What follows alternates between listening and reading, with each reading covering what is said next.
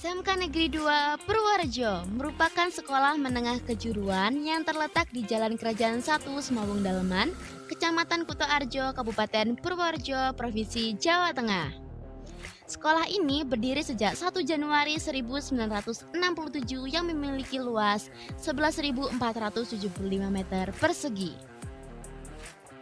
dan 1.404 siswa serta kurang lebih 100 guru dan karyawan sekolah. SMK Negeri 2 Purworejo memiliki 5 kompetensi keahlian yang terdiri dari manajemen perkantoran dan layanan bisnis, akuntansi dan keuangan lembaga,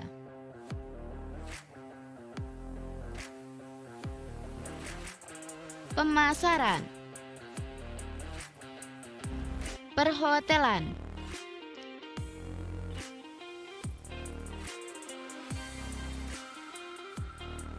broadcasting dan perfilman.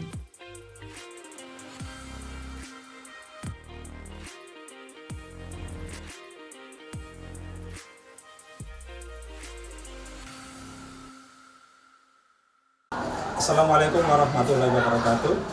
Perkenalkan, nama saya Aris Yudiasianto, guru maba sejarah dari SMK Negeri 2 Purworejo.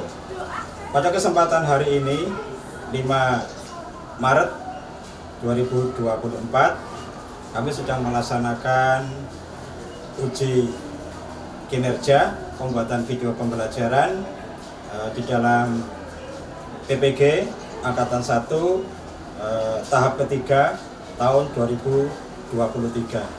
Saya adalah mahasiswa di Universitas PGRI Yogyakarta. PGRI Yogyakarta merupakan universitas yang is the best. Pada kesempatan hari ini saya akan membuat video pembelajaran dengan model pembelajaran problem based learning dengan tema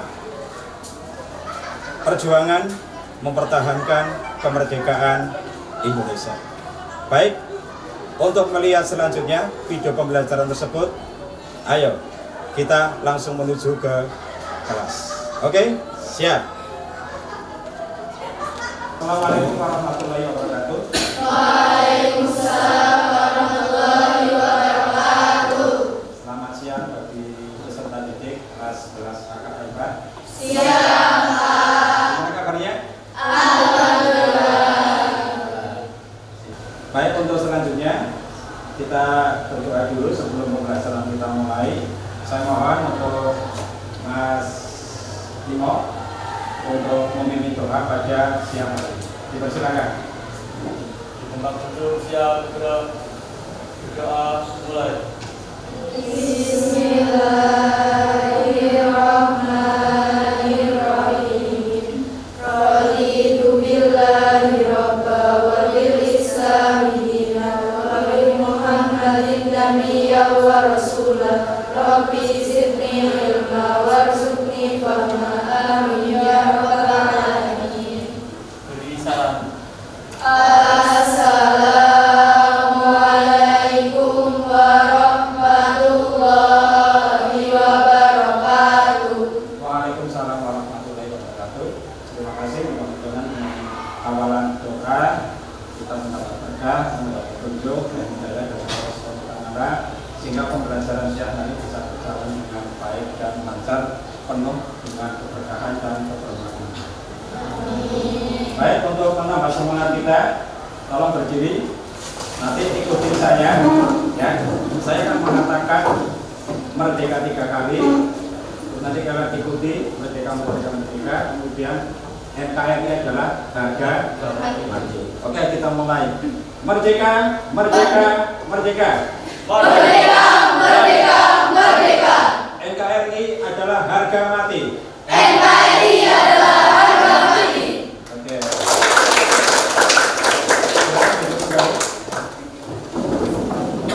Baik, untuk melihat kehadiran daripada peserta didik 11 angka 4, saya akan mencoba untuk melakukan presensi dulu. Mudah-mudahan kalian semua masuk semua, karena kalau saya lihat itu mejanya full semua. Kemudian ada satu ini mungkin karena piket atau apa. Sekarang tanggal 5 3. Oke. Saya panggilkan untuk yang pertama, namanya masuk. Mati. Sifat. Oke. Berarti satu yang izin Mbak Safina. Seperti yang sudah saya sampaikan tadi di awal pertemuan, bahwa materi pada hari ini nanti kita akan membahas tentang kelanjutan daripada materi kemarin. Karena karena jelas terkait erat antara materi minggu kemarin, yaitu tentang proklamasi. Nanti tujuan pembelajarannya adalah peserta didik kalian nanti mempresentasikan tentang perjuangan mempertahankan kemerdekaan Indonesia melalui apa? Diskusi kelompok. Oke? Nah, sebelum kita melakukan diskusi kelompok nanti, saya ingin memberikan pemancing tentang mengapa peristiwa pertempuran 5 hari di Semarang itu terjadi.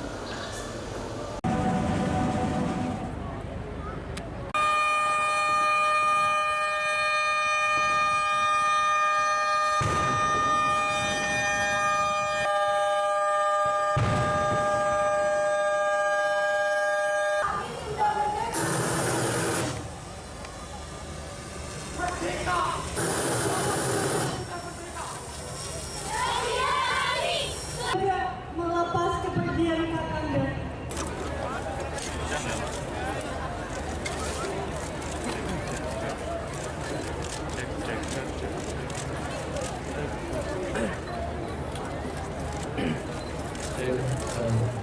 Dari tayangan sekilas tadi, dalam bentuk kekinian, walaupun peristiwa 5 hari di Semarang itu terjadi 78 tahun yang lalu, ternyata masih bisa untuk ditampilkan dalam bentuk drama. Baik, saya akan membagikan kelompok untuk kegiatan diskusi dan presentasi pada pelajaran siang hari ini.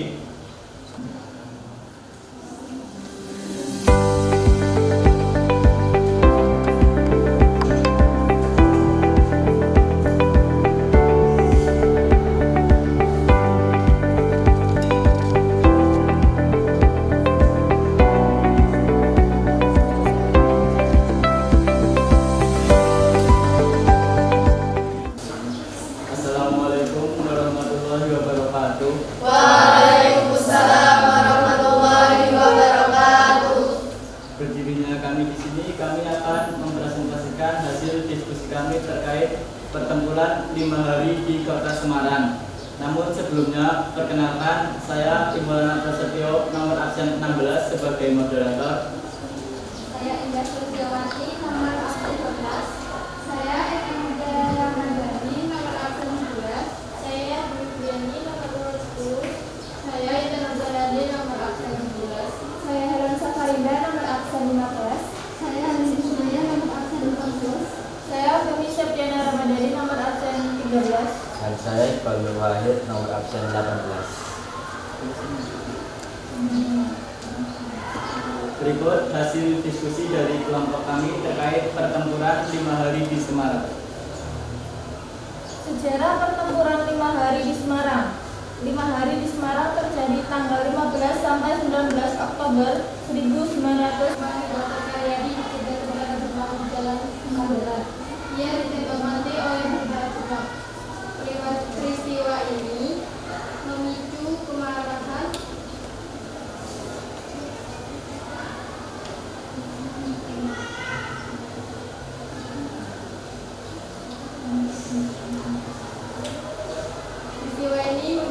kemarahan para pemuda Semarang.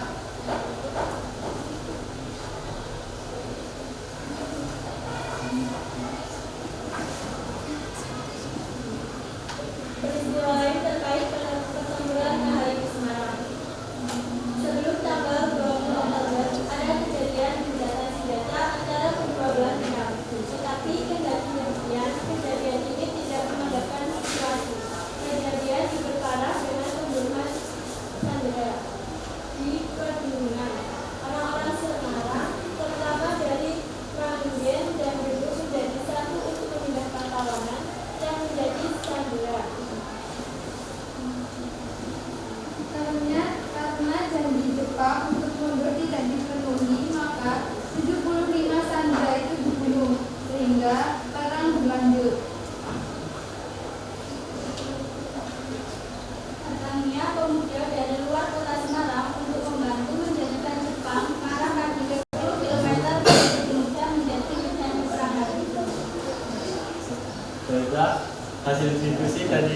kami terkait pertempuran 5 hari di Semarang sudah dibacakan. Apabila dari teman-teman ada yang ingin memberikan saran atau kritik terhadap kelompok kami persilakan. Oke. Nama saya Mercy Pratiwi nomor 23. Karena kan terjadinya perang 5 hari di Semarang karena ada desas-desus bahwa Jepang meracuni cadangan air dan kemudian Dr. Karyadi kan dibunuh oleh Jepang. Nah, bagaimana keadaan setelah adanya pertempuran itu? Jadi ini dari pertanyaannya adalah bagaimana keadaan setelah Dr. Karyadi dibunuh? Ya. Iya. Jadi keadaan di Indonesia setelah Dr. Karyadi dibunuh adalah karena dari Dr. Karyadi karena dengan terbunuhnya Dr. Karyadi itu kan menimbulkan para pemuda Semarang marah. Akhirnya di Indonesia terjadi pertempuran dan pertempuran itu terjadi selama 5 hari. Namun supaya pertempuran itu tidak terjadi terlalu lama, maka diadakan perundingan gencatan senjata, yang mana dari Indonesia dihadiri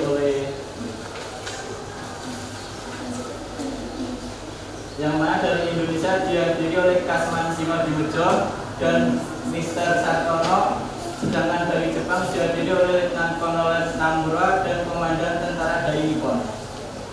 Sebelumnya perkenalkan kami dari kelompok 3 yang beranggotakan saya Leni Hidayati nomor urut 21. Saya Mercy Pratiwi nomor absen 23. Saya Melisa Anggreni nomor absen 24. Saya Nabila Ainura Maindati nomor absen 26. Saya Laila Nusra Saningrum nomor absen 20. Saya Nabila Pemilara nomor absen 27. Saya Punya Nadira nomor absen 19. Saya Putri Pemilara nomor absen 22. Dan saya Menjadi Kabila nomor absen 25. Berdirinya kami di sini untuk mempresentasikan hasil diskusi kami mengenai pertempuran Kota Baru di Yogyakarta. Berikut akan disampaikan oleh teman saya.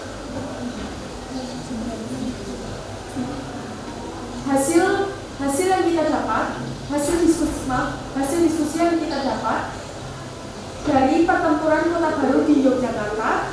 Ini kami menyimpulkan bahwasanya pertempuran Kota Baru Yogyakarta terjadi pada tanggal 7 Oktober 1945 yang bermula di tanggal 6 Oktober, di mana Jepang tidak menyetujui permintaan rakyat Kota Baru untuk menyerahkan senjatanya kepada pejuang Yogyakarta.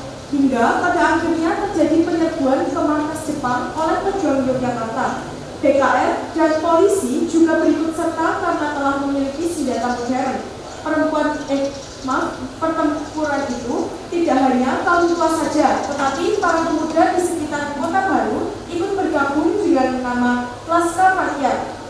Adanya pertempuran Kota Baru memberikan kekuatan baru bagi BKR karena persenjataan Jepang berhasil direbut, yang kemudian diberikan kepada BKR yang melebur menjadi TKR. Untuk mengingat dan menghargai peristiwa tersebut, dibangunlah sebuah monumen di Kota Baru.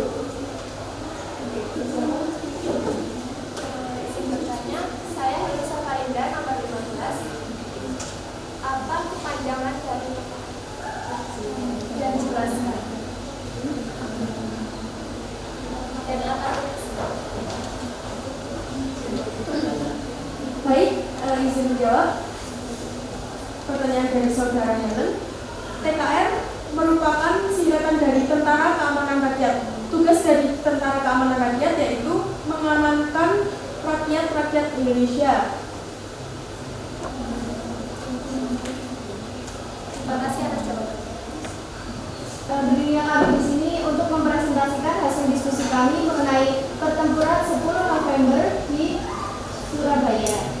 Berikut analisis yang telah kami diskusikan akan dibacakan oleh. Oh iya, sebelumnya kami akan perkenalkan diri terlebih dahulu. Perkenalkan, nama saya Nita Sandri nomor urut 28.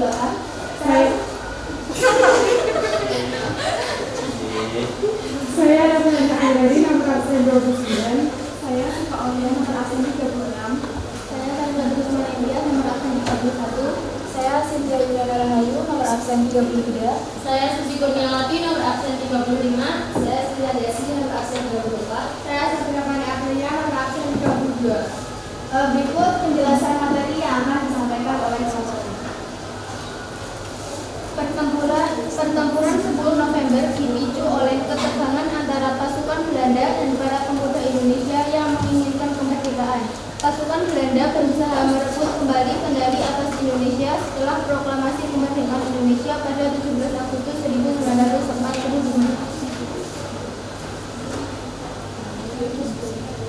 Pemicu yang kedua yaitu pemasangan bendera Belanda di hotel yang aktif.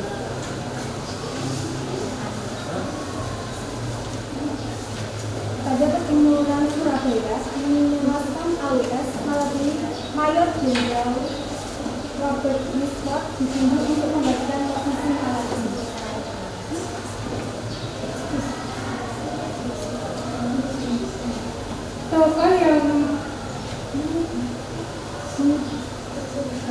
Tokoh yang mengibarkan semangat juang.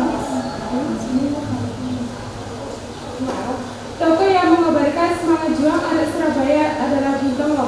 Selain itu, Kiai Haji Hashim Asy'ari, Kiai Haji Wahab Hasbullah, serta kiai-kiai lainnya.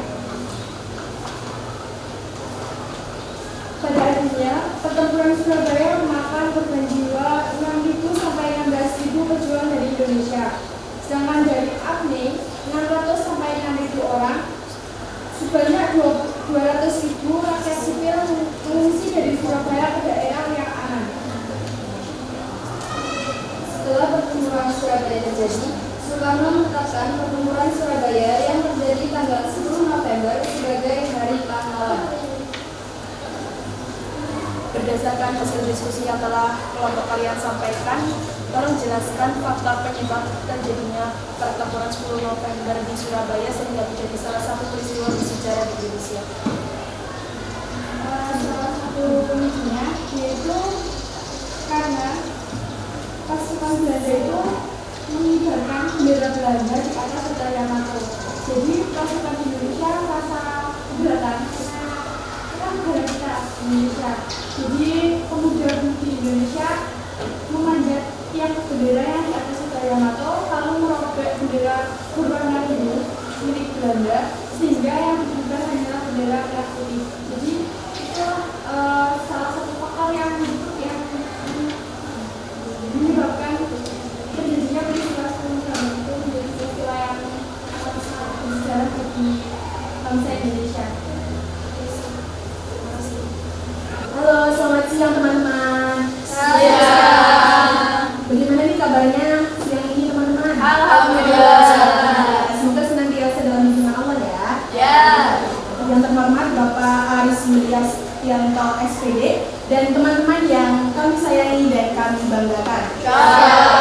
Berdirinya kami di sini yaitu untuk mempresentasikan hasil diskusi kami, yaitu dari grup Ajinomoto. Yang beranggotakan saya Destia Priwardani, nomor urut 7. Saya mendampingi nomor urut 1. Saya juga nomor urut 2.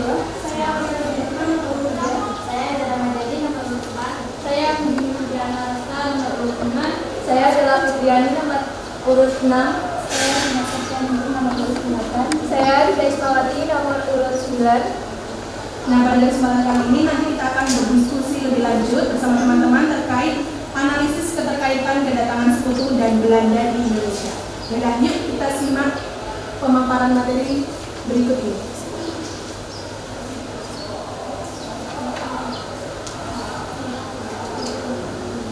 Dari hasil diskusi kelompok kami dapat disimpulkan bahwa setelah menyerah tanpa syarat pada sekutu dalam perang dunia II pada 15 Agustus 1945. Artinya, sebagai pemenang perang dunia II, sekutu memiliki hak atas kekuasaan Jepang di berbagai wilayah yang pernah dikuasai Jepang, terutama wilayah yang sebelumnya jajahan negara-negara yang masuk kelompok sekutu, termasuk Belanda yang pernah menguasai Indonesia. Bagaimana kedatangan sekutu ke Indonesia?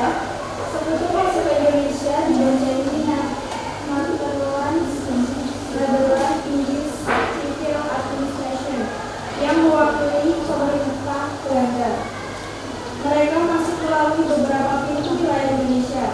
terutama daerah yang merupakan pusat pemerintahan pendudukan Jepang seperti Jakarta, Semarang, dan Surabaya. Ada latar belakang kedatangan sekutu dan Belanda. Bagi sekutu dan Belanda, waktu itu Indonesia dalam masa kekosongan kekuasaan atau colonial power. Setelah Perang Dunia II, terjadi perundingan Belanda dan Inggris di London yang menghasilkan Civil Affairs Agreement. Isi dari Civil Affairs Agreement sendiri adalah tentang pengaturan negara Indonesia dari pihak Inggris kepada Belanda. Khususnya yang menyangkut daerah Sumatera sebagai daerah yang berada di bawah pengawasan Southeast Asia Command atau SEAC. Alasan sekutu dan Belanda datang ke Indonesia karena Belanda yang masuk ke kelompok sekutu ingin kembali menjajah Indonesia sebagai pemenang Perang Dunia II. Sekutu bertanggung jawab atas wilayah-wilayah jajahan Jepang termasuk Indonesia. Belanda merasa bisa kembali berkuasa atas Indonesia seperti sebelum direbut Jepang. Artinya, Belanda ingin menjajah kembali Indonesia. Bagi sekutu, setelah selesai Perang Dunia II, maka wilayah bekas jajahan Jepang adalah tanggung jawab sekutu. Sekutu memiliki tanggung jawab yaitu peluncuran senjata tentara Jepang, melakukan normalisasi kondisi bekas jajahan Jepang, memulangkan negara Jepang. Faktanya, rakyat Indonesia telah menyatakan proklamasi kemerdekaan negara Republik Indonesia pada tanggal 13 Agustus 1945. Sebagai pihak yang kalah perang, Jepang diminta agar tetap menjaga Indonesia dalam keadaan status quo. Akibatnya terjadi pertentangan antara Indonesia dengan Sekutu dan Belanda. Rakyat Indonesia harus berhadapan dengan tiga pihak, yaitu Jepang, tentara Inggris atas nama Sekutu, dan NICA yang mewakili Belanda dengan membonceng Sekutu.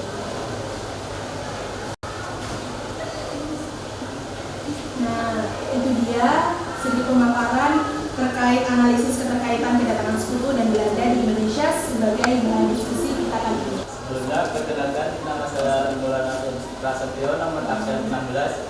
Saya izin bertanya terkait tanggung jawab sekutu terhadap Indonesia, yaitu ada poin yang melakukan normalisasi daerah bekas jajahan Jepang. Itu mungkin bisa dijelaskan lebih detailnya. Baik, saya izin menjawab pertanyaan dari saudara Imo. Peluncuran senjata tentara Jepang yaitu dengan melakukan normalisasi kondisi bekas jajahan Jepang, yaitu dengan memulangkan tentara Jepang. Faktanya, rakyat Indonesia telah menyatakan proklamasi kemerdekaan negara Indonesia pada tanggal 17 Agustus 1945. Selanjutnya, silakan kalian buka HP-nya. Di situ sudah ada soal yang harus kalian kerjakan sebagai hasil daripada proses pembelajaran hari ini. Soalnya hanya 5. Itu materi penilaian yang bersifat umum. Saya ingin memberikan pertanyaan sama kalian terkait dengan pembelajaran hari ini. Apakah menurut kalian menyenangkan? Ya. Kemudian dari tampilan video, kemudian dari tampilan tadi PPT, apakah dirasa masih kurang atau cukup? Jujur saja. Kalau dari kami mungkin dari videonya durasinya kurang lama, Pak. Ya, memang betul durasinya kurang lama karena kita waktunya hanya 2 jam. Ada kegiatan menjelaskan, terus ada lagi kegiatan diskusi dan sebagainya, sehingga kita harus benar-benar memanage waktunya.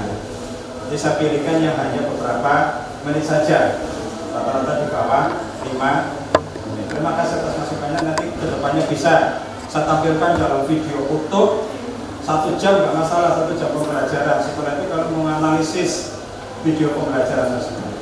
Oke, terima kasih.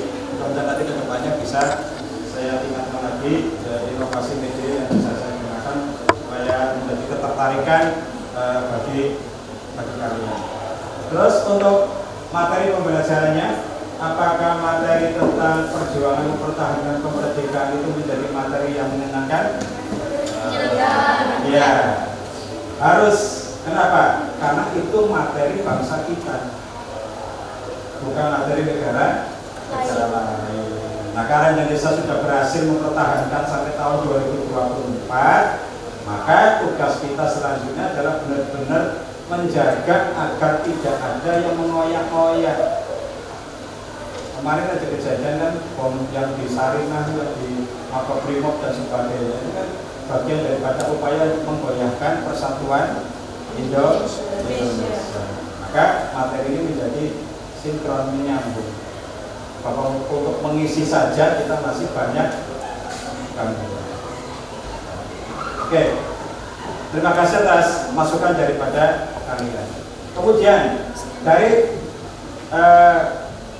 peserta didik saya lihat kalian tadi responsif, antusias. Kemudian di dalam berdiskusi kamu juga benar-benar berdiskusi.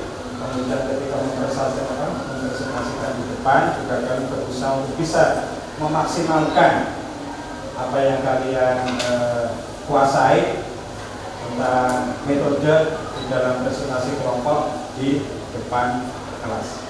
Terima kasih. Mudah-mudahan materi pembelajaran pada siang hari ini bisa membawa berkah, kemanfaatan, kebermaknaan, kemudian bisa menjadi karakter dari setiap peristiwa yang ada dan dari setiap tokoh-tokoh yang ada bisa kita ambil sikap-sikap teladan mereka, mulai dari tanggung jawab, patriotisme, nasionalisme dan sebagainya. Kita jadikan sebagai motivasi bahwa kalau mereka pada zaman perjuangan aja punya semangat, apalagi kita yang hidup di zaman merdeka harus lebih punya semangat lagi untuk di. Oke, saya rasa pertemuan hari ini kita cukupkan. Mari kita tutup dengan berdoa, memohon kepada Allah mudah-mudahan pertemuan hari ini membawa keberkahan, kebermaknaan dan bisa menambah karakter nasionalisme kita untuk mengisi kemerdekaan bagi bangsa Indonesia. Di depan duduk, siap gerak.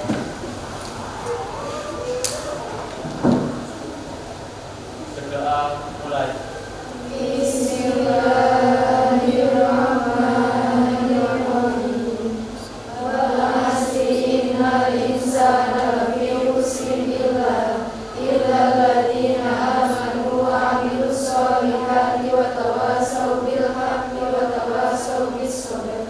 Alhamdulillahirabbil alamin. Beri salam. Assalamualaikum warahmatullahi wabarakatuh.